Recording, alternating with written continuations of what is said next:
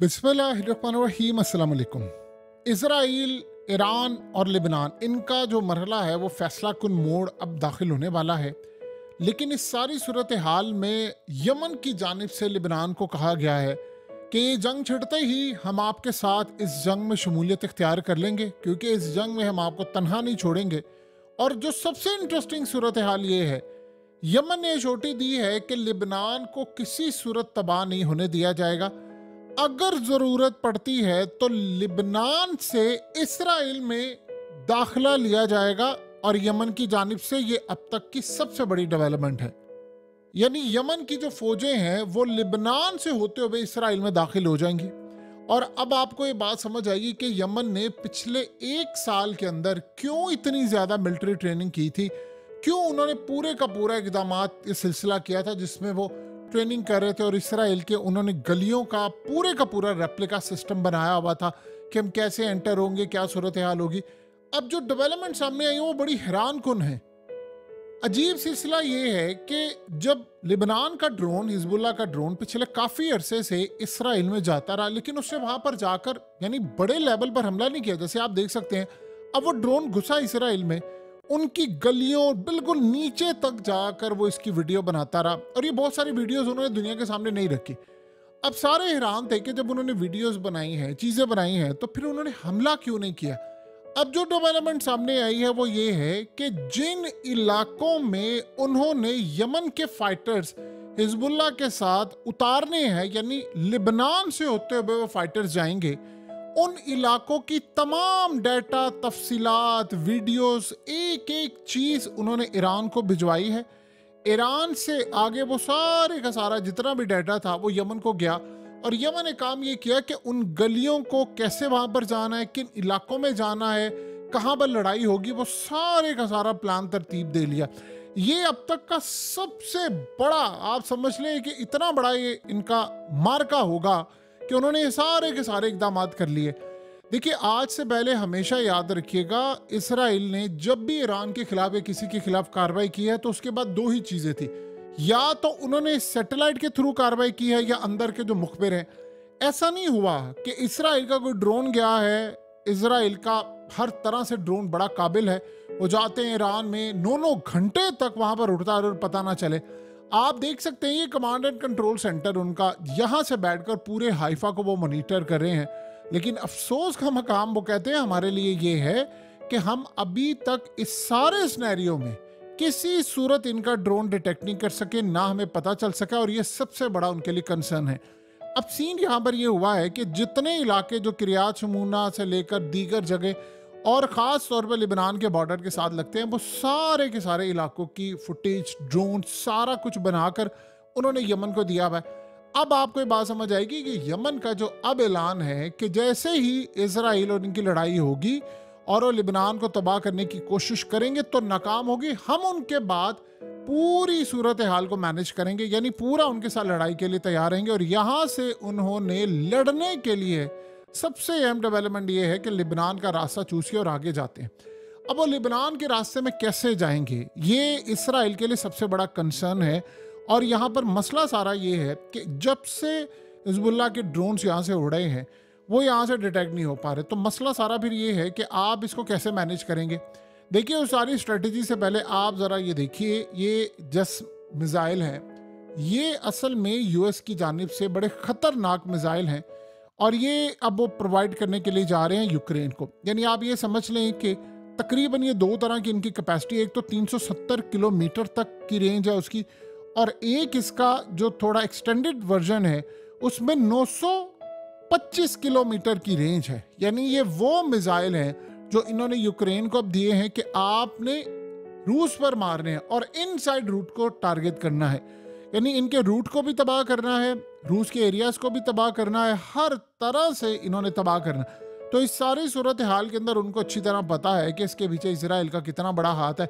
लिहाजा अब उन्होंने फैसला ये किया है कि जितनी मैक्सिमम टेक्नोलॉजी हो सकी है वो यमन को पहुंचाई है, यमन को टेक्नोलॉजी पहुंचाई है। और इसके अलावा इन्होंने बाकी जगहों पर भी टेक्नोलॉजी पहुंचाई है। अब यमन के पास इतनी टेक्नोलॉजी है, उनके पास ट्रेंड आर्मी है, सो लिहाजा अब उन्होंने फैसला ये किया है कि लेबनान के रास्ते होते हुए वो इसराइल जाएंगे। अब इसराइल जाने के लिए वो करेंगे क्या, जो बॉर्डर लगता है वहां पर देखिए ऑलरेडी सबसे पहला मेन एक लेबनान को टारगेट ये दिया गया है, और ये लेबनान हमले के अंदर भी टारगेट दिया गया कि जैसे ही जंग छिड़े आपका जो टास्क होगा, मेन टास्क वो ये होगा कि आपने उनके अर्ली वार्निंग सिस्टम, यानी जो उनका खास तौर पर बताता है कि यहाँ से ड्रोन्स आ रहे हैं, सिस्टम, डिफेंस सिस्टम, उसको तबाह करना है, उसको बर्बाद करना। ऑलरेडी इनको तजर्बा 1 साल में बहुत ज़्यादा हो चुका है, यानी 320 दिनों के अंदर अच्छा खासा उनको तजर्बा हो गया। एक तो उन्होंने कहा जी आपने इसको तबाह करना है, नंबर 1 ये सूरत हाल है।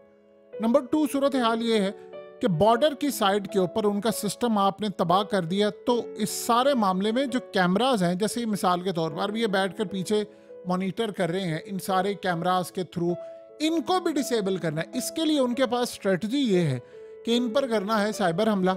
साइबर हमला करके जब ये मैनेज करने के काबिल नहीं रहेंगे, वहाँ पर सायरन नहीं बजेगा, फिजा के अंदर ड्रोन्स आ रहे होंगे, पता नहीं चलेगा, और जो जो सिस्टम उनको तबाह किया जाएगा, देन लेबनान से फोर्सेस होती हुई इजराइल में दाखिल होंगी। ये अब तक का इनका प्लान बना है। बाकी उन्होंने जो प्लान सरप्राइज है ना, वो इन्होंने किसी के साथ कोई शेयर नहीं किया। ये एक स्ट्रेटजी अब सामने आ रही है यमन की कि उन्होंने यहाँ से अपनी फौजें लेकर जाना। और सबसे इंटरेस्टिंग सूरत हाल ये है कि इस वक्त कंटिन्यूसली ट्रेनिंग जारी है और ड्रिल्स हो रहे हैं लेबनान के अंदर, यमन के अंदर, यानी इतनी बड़ी तादाद में यमन को असला मिला हुआ है। और यमन को असला इस वक्त मिला है सबसे पहले तो इंटरनेशनल, देखिए बहुत सारी जो समंदरों की जगह होती हैं, समंदरों के इस वक्त किंग जो हैं वो यमन बन चुके हैं। आप ये सोचें 1000 अरब डॉलर्स की ट्रेड जो उन्होंने डिस्टर्ब कर दी है, तितर बितर कर दी है पूरी तरह, तो कोई इनसे लड़ने को तैयार नहीं है। तो इस सारे सिनेरियो के अंदर इन्होंने प्लान ये किया है कि हम पूरी तरह डोमिनेट करेंगे। इसमें एक और भी बहुत बड़ी डेवलपमेंट सामने आई है, और वो ये है कि ईरान और रूस की जानिब से। अब वो डेवलपमेंट क्या है? अब वो डेवलपमेंट ये है कि ईरान और रूस ने इंडिया के ऊपर इस वक्त प्रेशर डालना ये शुरू कर दिया है कि अमेरिका आपके मुल्क में एक रजीम चेंज ऑपरेशन करने जा रहा है। सो लिहाजा आपको किसी सूरत अमेरिका का और इजराइल का साथ नहीं देना चाहिए। यानी ईरान पुश कर रहा है कि आपको इसराइल का साथ नहीं देना चाहिए, और वो पुश कर रहे हैं कि आप इस जंग से बिल्कुल अपने आप को ला ताल्लुकी का इजहार करें, क्योंकि ईरान इस वक्त जो लड़ाई करेगा इसराइल के साथ या लेबनान, उसमें इंडिया के हथियार इस्तेमाल होंगे। तो वो इस सारे सिनेरियो में अल्टीमेटली जाहिर सी बात है जिसके हथियार इस्तेमाल होंगे आप उसके खिलाफ जाएंगे।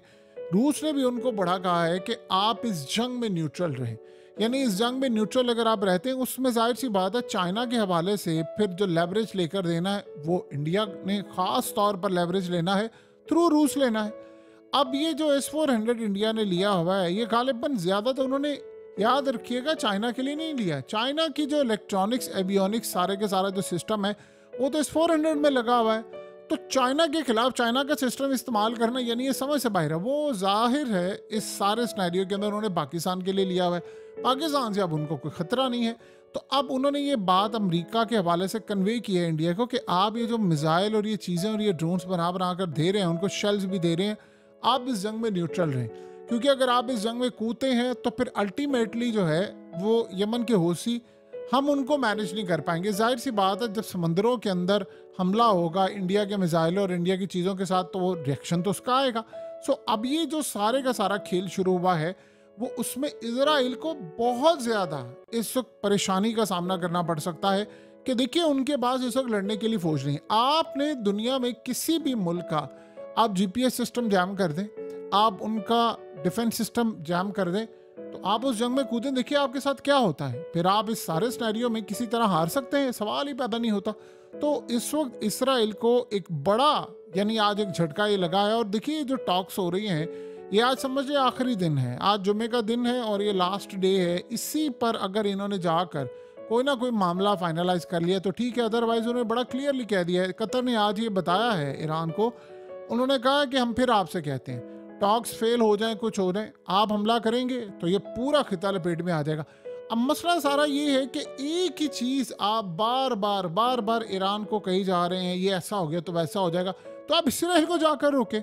आप देखें वेस्ट बैंक में उन्होंने हमले शुरू कर दिए हैं, यानी ये जो बाकी रह गया था फ़लस्तीन का इलाका, उस पर हमले शुरू कर दिए हैं। चाइना ने कहा है कि हम फ़लस्तीन की आज़ादी के साथ हैं, इसी तरह रूस ने भी ऐलान कर दिया है। तो आप बताएं कि सारी सूरत हाल में बाकी सारे क्या कर रहे हैं? क्या वो इसराइल को रोक रहे हैं? उन्होंने नहीं रोकना, लेकिन वो ईरान को रोक रहे हैं तुम ना हमला करना। ये इनसे पूछो सबसे, क्या ये गारंटी दे सकते हैं इस बात की कि ईरान अगर हमला करने के लिए आगे जा रहा है, क्या बाकी भी सारे सूरत हाल के अंदर इफेक्ट होने जो जा रहे हैं वो इसराइल को रोक रहे हैं?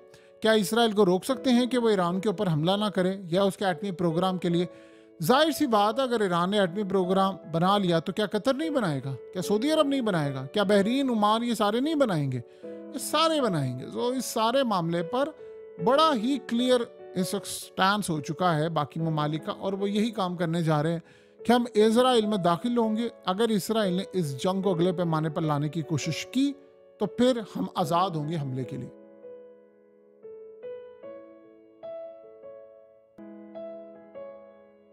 हकीकत टीवी को सब्सक्राइब करना मत भूलें, वीडियो को लाइक करें, शेयर करें और कमेंट सेक्शन में अपनी राय का इजहार ज़रूर करें।